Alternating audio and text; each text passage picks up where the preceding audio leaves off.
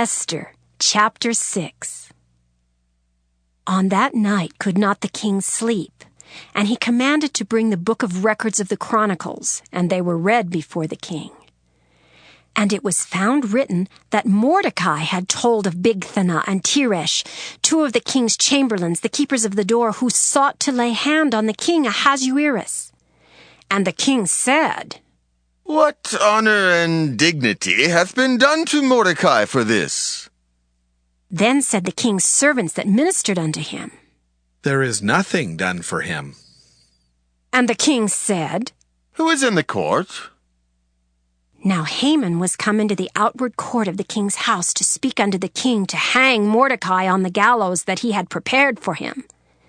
And the king's servant said unto him, "Behold, Haman standeth in the court." And the king said, "Let him come in."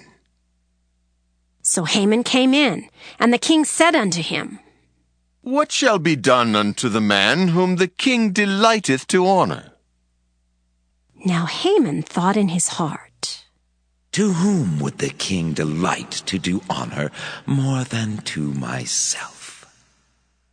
And Haman answered the king, For the man whom the king delighteth to honor, let the royal apparel be brought which the king useth to wear, and the horse that the king rideth upon, and the crown royal which is set upon his head.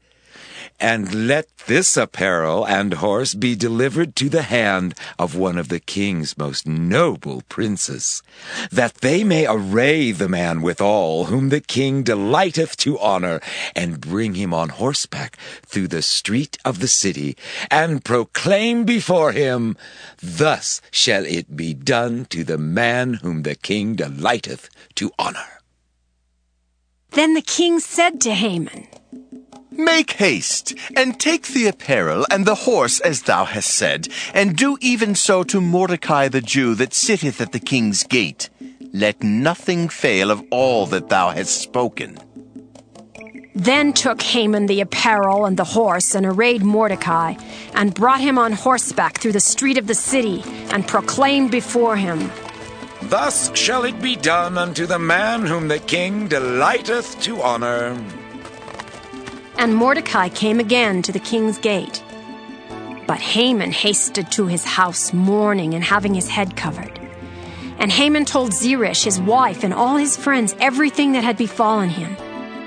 Then said his wise men and Zeresh his wife unto him, If Mordecai be of the seed of the Jews, before whom thou hast begun to fall, thou shalt not prevail against him, but shalt surely fall before him. And while they were yet talking with him, came the king's chamberlains, and hasted to bring Haman unto the banquet that Esther had prepared. Esther, chapter 7. So the king and Haman came to banquet with Esther the queen. And the king said again unto Esther on the second day at the banquet of wine, "What is thy petition, Queen Esther? And it shall be granted thee. And what is thy request? And it shall be performed even to the half of the kingdom." Then Esther the queen answered and said, If I have found favor in thy sight, O king, and if it please the king, let my life be given me at my petition, and my people at my request. For we are sold, I and my people, to be destroyed, to be slain, and to perish. But if we had been sold for bondmen and bondwomen, I had held my tongue, although the enemy could not countervail the king's damage. Then the king Ahasuerus answered and said unto Esther the queen, Who is he, and where is he, that durst presume in his heart to do so? And Esther said, The adversary and enemy is this wicked Haman. Then Haman was afraid before the king and the queen. And the king, arising from the banquet of wine in his wrath, went into the palace garden. And Haman stood up to make request for his life to Esther the queen, for he saw that there was evil determined against him by the king. Then the king returned out of the palace garden into the place of the banquet of wine, and Haman was fallen upon the bed whereon Esther was. Then said the king, Will he force the queen also before me in the house? As the word went out of the king's mouth, they covered Haman's face. And Harbona, one of the chamberlains, said before the king, Behold also the gallows 50 cubits high, which Haman had made for Mordecai, who had spoken good for the king, standeth in the house of Haman. Then the king said, Hang him thereon. So they hanged Haman on the gallows that he had prepared for Mordecai. Then was the king's wrath pacified. Esther, chapter 8. On that day did the king Ahasuerus give the house of Haman the Jews' enemy unto Esther the queen. And Mordecai came before the king, for Esther had told what he was unto her. And the king took off his ring which he had taken from Haman, and gave it unto Mordecai. And Esther set Mordecai over the house of Haman. And Esther spake yet again before the king, and fell down at his feet, and besought him with tears to put away the mischief of Haman the Agagite, and his device that he had devised against the Jews. Then the king held out the golden scepter toward Esther. So Esther arose and stood before the king, and said, If it please the king, and if I have found favor in his sight, and the things seem right before the king, and I be pleasing in his eyes, that it be written to reverse the letters devised by Haman the son of Ammedatha, the Agagite, which he wrote to destroy the Jews, which are in all the king's provinces. For how can I endure to see the evil that shall come unto my people? Or how can I endure to see the destruction of my kindred? Then the king Ahasuerus said unto Esther the queen, and to Mordecai the Jew, Behold, I have given Esther the house of Haman, and him they have hanged upon the gallows, because he laid his hand upon the Jews. Write ye also for the Jews, as it liketh you, in the king's name, and seal it with the king's ring. For the writing which is written in the king's name, and sealed with the king's ring, may no man reverse. Then were the king's scribes called, at that time in the 3rd month, that is the month Sivan, on the 23 day thereof.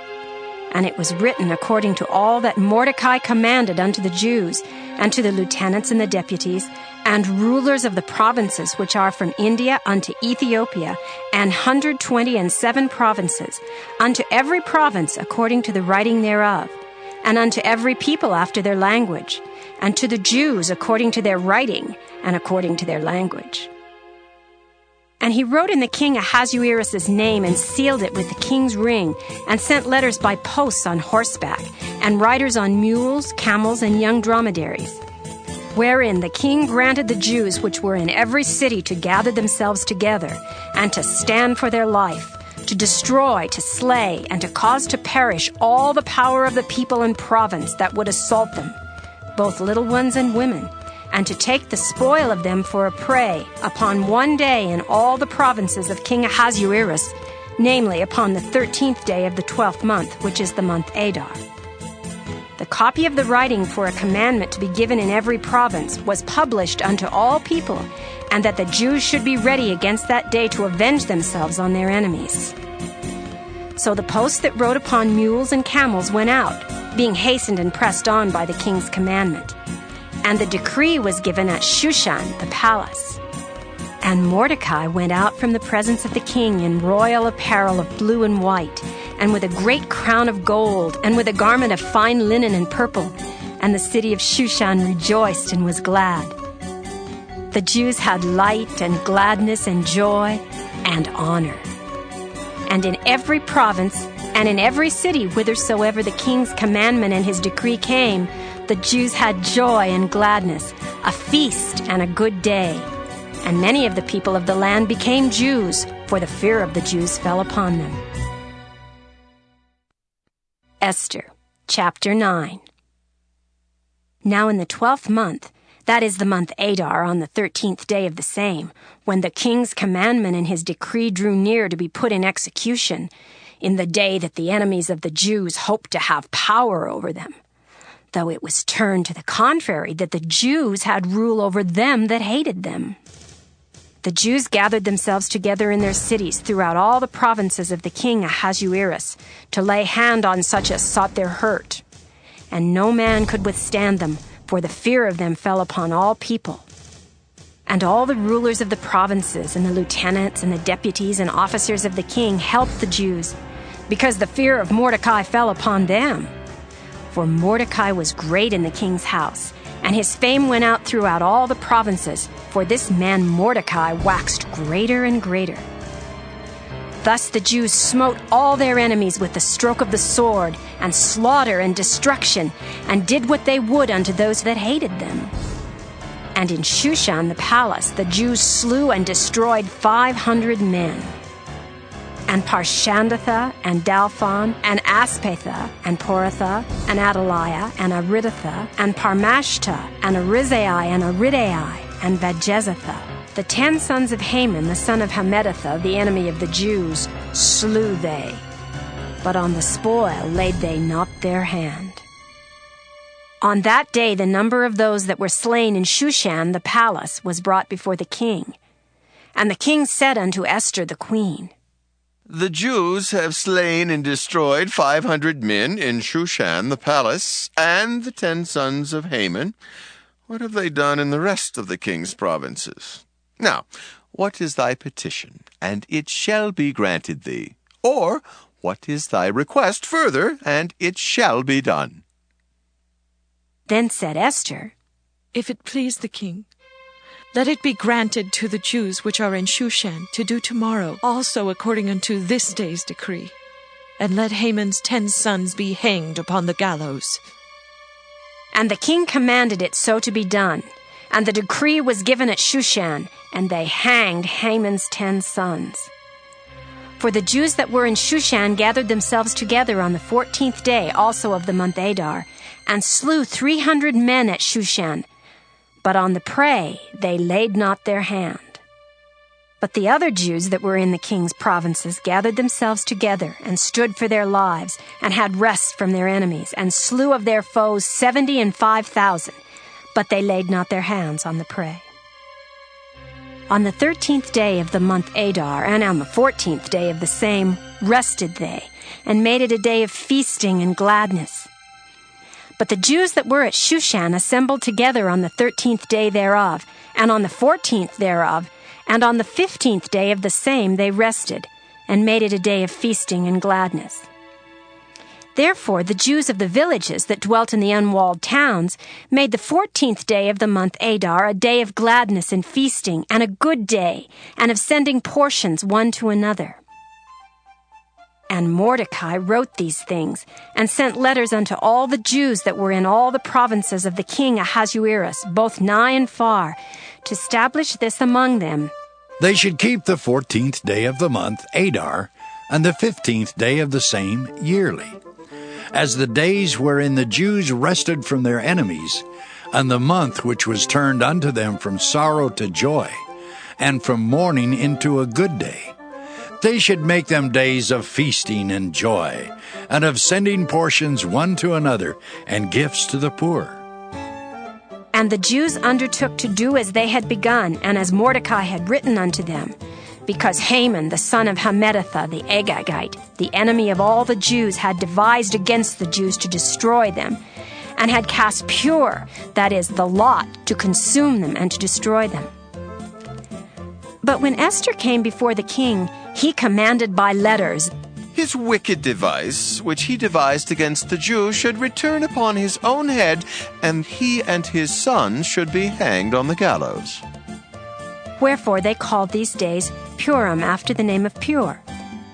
Therefore for all the words of this letter, and of that which they had seen concerning this matter, and which had come unto them, the Jews ordained and took upon them, and upon their seed, and upon all such as joined themselves unto them, so as it should not fail that they would keep these 2 days according to their writing, and according to their appointed time every year, and that these days should be remembered and kept throughout every generation, every family, every province, and every city, and that these days of Purim should not fail from among the Jews, nor the memorial of them perish from their seed. Then Esther the queen, the daughter of Abihail, and Mordecai the Jew wrote with all authority to confirm this second letter of Purim. And he sent the letters unto all the Jews to the 127 provinces of the kingdom of Ahasuerus with words of peace and truth, to confirm these days of Purim in their times appointed, according as Mordecai the Jew and Esther the queen had enjoined them, and as they had decreed for themselves and for their seed the matters of the fasting and their cry. And the decree of Esther confirmed these matters of Purim, and it was written in the book. Esther, chapter 10. And the king Ahasuerus laid a tribute upon the land and upon the isles of the sea, and all the acts of his power and of his might, and the declaration of the greatness of Mordecai, whereunto the king advanced him, are they not written in the book of the chronicles of the kings of Media and Persia? For Mordecai the Jew was next unto King Ahasuerus, and great among the Jews, and accepted of the multitude of his brethren, seeking the wealth of his people, and speaking peace to all his seed.